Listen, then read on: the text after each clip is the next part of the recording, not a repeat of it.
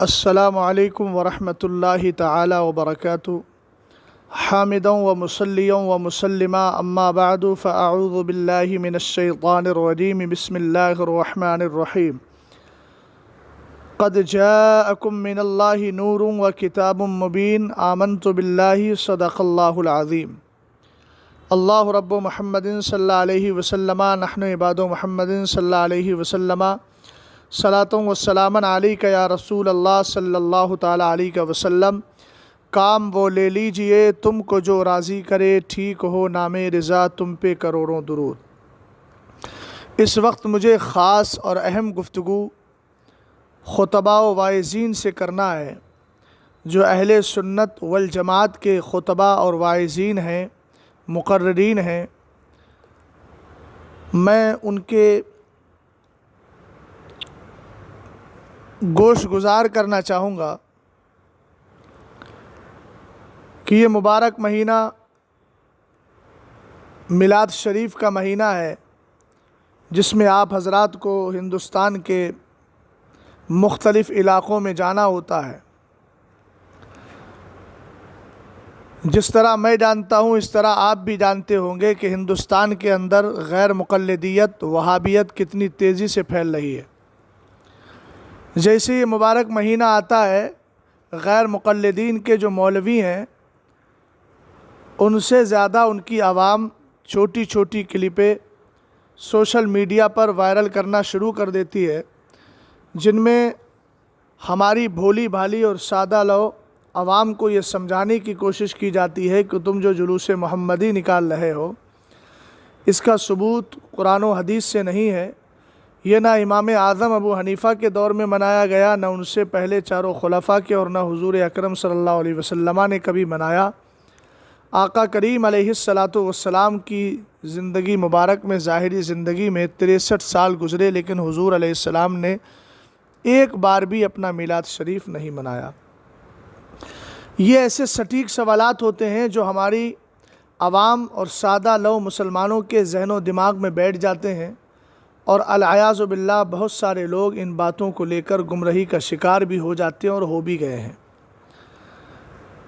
میں آپ سے گزارش یہ کروں گا، یہ میری درد مندانہ آپ سے اپیل ہے کہ یہ مبارک مہینہ خوشی کا مہینہ ہے، جشن کا مہینہ ہے۔ میں بہت سارے خطیبوں کو دیکھتا ہوں کہ وہ منبر رسول پر آتے ہیں اور ان موسمی تقریروں میں بھی جو جشن عید میلاد النبی کا پربہار مہینہ اور پربہار موقع ہوتا ہے، اس میں بھی ایموشنل تقریریں کر کے چلے جاتے ہیں۔ ٹھیک ہے، حضور اکرم صلی اللہ تعالیٰ علیہ وسلم کی سیرت طیبہ بیان کرنا چاہیے، اس سے کوئی نہ منع کرے گا اور نہ منع کیا جا سکتا ہے، چونکہ قرآن خود کہتا ہے لَقَدْ كَانَ لَكُمْ فِي رَسُولِ اللَّهِ أُسْوَةٌ حَسَنَةٌ۔ لیکن ایک چیز مد نظر رہے کہ ہم نے حضور اکرم صلی اللہ تعالیٰ علیہ وسلم کی رحم دلی کا تذکرہ کر دیا، حضور کے حسن و جمال کا تذکرہ کر دیا، لیکن آپ جانتے ہیں کہ جس طرح گمراہ قوم، بدعقیدہ غیر مقلدین ہماری قوم کو گمراہ کرتی ہے، اور یہ اعتراضات بار بار آتے ہیں اور عرصہ دراز سے آتے ہیں، عوام کو بھی ان کا جواب پتہ نہیں ہے، اہل علم بھی تقریر کر کے گئے لیکن اس گوشے پر توجہ نہیں دی، تو کہیں نہ کہیں ہماری عوام کو ان اعتراضات کے جوابات نہ ملنے میں جو نامرادی اور جو ان کو محرومی ہوئی، اس میں خطبہ بھی برابر کے شریک ہیں۔ جب اس طرح کے اعتراضات آ رہے ہیں، اور ایسا نہیں کہ ہمارے علماء نے اس پر کتابیں نہ لکھی ہوں، جامع الآثار فی مولد النبی المختار ہے، ایک کتاب عرف التعریف بالمولد الشریف ہے، ایک کتاب یہ عربی میں ہے المواہب اللدنیہ ہے۔ اس کے علاوہ اردو میں آپ جائیے تو علامہ نقی علی خان رحمۃ اللہ تعالیٰ علیہ کی کتاب میلاد و قیام کے نام سے، ورنہ عربی میں نام اس کا اذاقۃ الآثام لمانع عمل المولد والقیام۔ یہ ساری کتابیں ہیں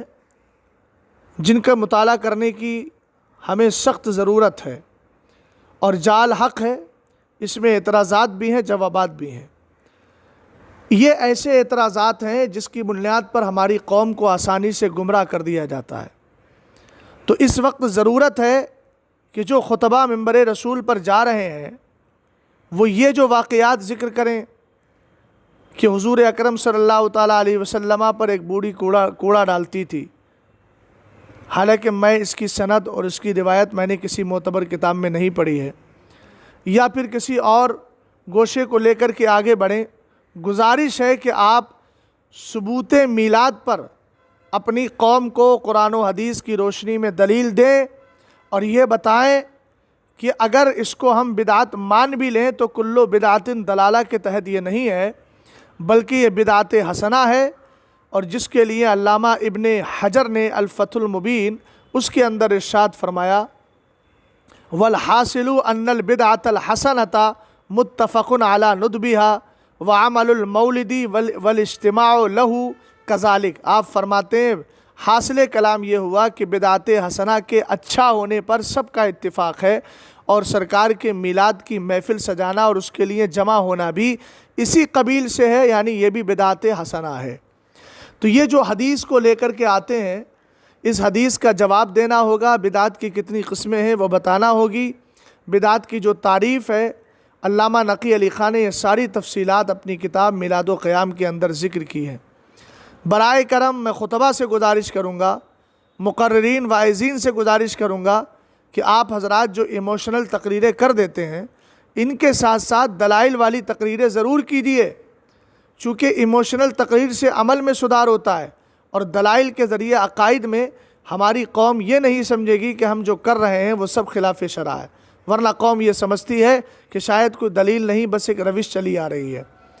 اس لیے خدارہ قوم کو بچائیے، اور یہ بد عقیدہ غیر مقلدین کے جو دام فریب میں قوم پھنس جاتی ہے اس کو نکالنے کی کوشش کریں۔ میلاد مصطفیٰ کیا ہے میں عرض کر دیتا ہوں۔ میلاد شریف 3 چیزوں کا نام ہے، ایک ہے سرکار کے آنے کا ذکر، دوسرا ہے سرکار کے نسب پاک کا ذکر، تیسرا سرکار کی خوبیاں علیہ الصلاۃ والسلام۔ اور اللہ نے قرآن کی آیت میں تینوں کو جمع فرما دیا ہے، لقد جاءکم رسول من انفسکم، اور ایک من انفسکم، یہ بھی ایک قرات ہے، عزیز علیہ ما عنتم۔ تو لقد جاءکم جو ہے، جہاں بھی جاء کا کلمہ آیا ہے وہ سب میلاد کا ذکر ہی ہے،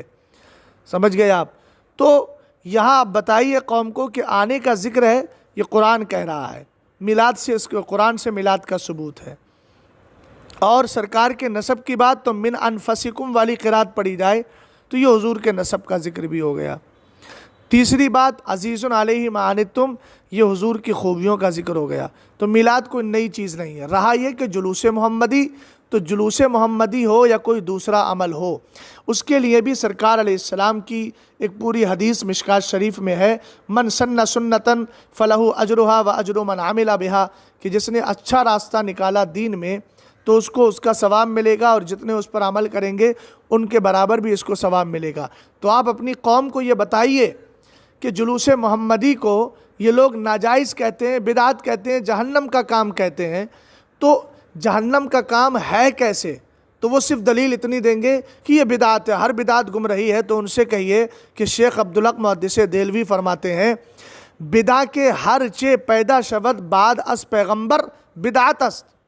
آپ نے فرمایا حضور کے بعد جو چیز بھی پیدا ہو وہ بدعت ہے۔ تو آج جو وہابیوں کی مسجدیں بنی ہیں یہ بھی بدعت، آج کے جو وہابی ہیں یہ بھی بدعت، ان کی اولاد ہے یہ بھی بدعت، اور اسی طریقے سے ان کے گھر بار یہ بھی بدعت، یہ سراپا بدعت ہیں، اس لیے کہ یہ سرکار کے زمانے میں نہیں تھے، حضور کے زمانے کے بعد وہ پیدا ہوئے ہیں۔ تو اس طرح اگر بدعت کا معنی لیا جائے تو یہ سب خبیث بدعتی کہلائیں گے، اس لیے قسم کرنا پڑے گی بدعت حسنہ، بدعت سیئہ۔ اور جو حدیث میں فرمایا کلو بدعت دلالہ، یہ بدعت حسنہ کے لیے ہے کہ ہر بدعت گمراہی ہے۔ کون سی بدعت؟ ہر بدعت گمراہی، یعنی ہر وہ بدعت سیئہ بری بدعت وہ گمراہی ہے۔ خدارہ قوم کے کھیون ہار بنیں اور ان کی رہنمائی کے لیے کوششیں کریں۔ یہ کچھ نہیں تو کتاب میلاد و قیام علامہ نقی علی خان رحمۃ اللہ تعالیٰ علیہ کی بہت زبردست کتاب ہے، اس کا مطالعہ کریں۔ اللہ تعالیٰ میری قوم کو بد عقیدہ لوگوں کے دام فریب اور ان کی مکاریوں سے محفوظ و مامون فرمائے، اور اس آڈیو کو سننے کے بعد آگے شیئر بھی کریں تاکہ یہ میرا پیغام دوسروں تک پہنچ جائے۔ السلام علیکم ورحمۃ اللہ۔